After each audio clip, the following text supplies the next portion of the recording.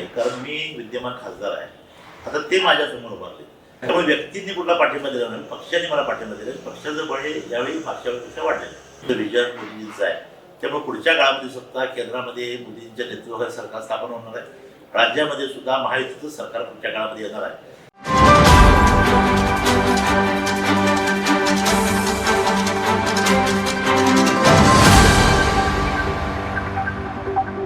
शिवसेनेच्या वतीनं अजून उमेदवारी जाहीर व्हायची आहे. कदाचित आज किंवा उद्यापर्यंत जाहीर होईल.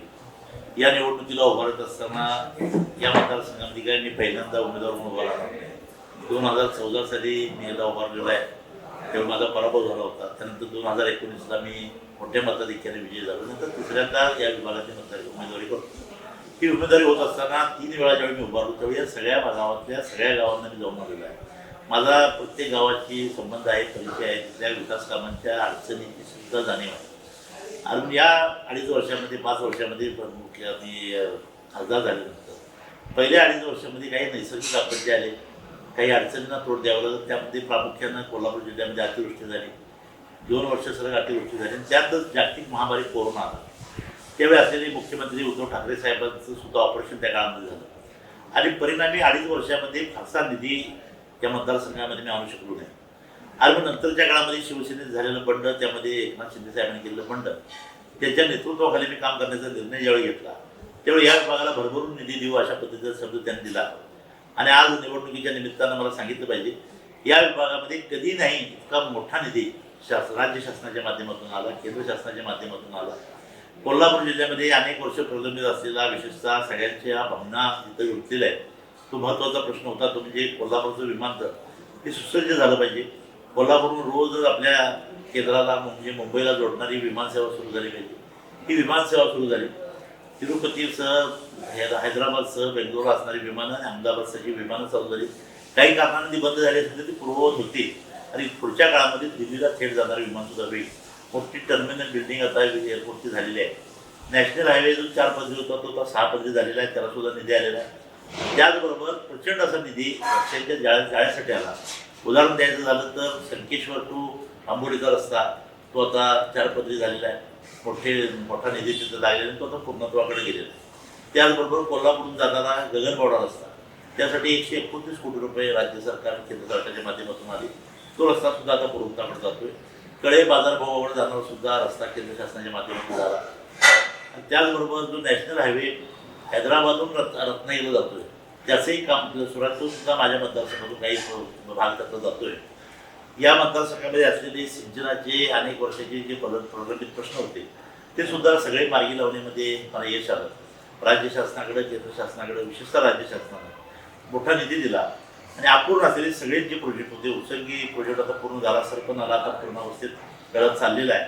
आंबेओळ असेल, नागनवाडी असेल, त्याचबरोबर उत्सर्गी आमचा धामणी हा प्रकल्प व्हावाचे होतं.